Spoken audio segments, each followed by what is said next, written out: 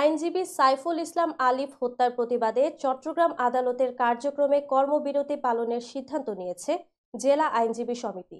বুধবারের মতো বৃহস্পতিবারও কর্মবিরতি করবেন আইনজীবীরা। বুধবার চট্টগ্রাম আইনজীবী সমিতির সভাপতি মোহাম্মদ নাজিম উদ্দিন চৌধুরী ও সাধারণ সম্পাদক মোহাম্মদ আশরাফ হোসেন চৌধুরী স্বাক্ষরিত একটি সংবাদ বিজ্ঞপ্তিতে এই সিদ্ধান্তের কথা জানানো হয়।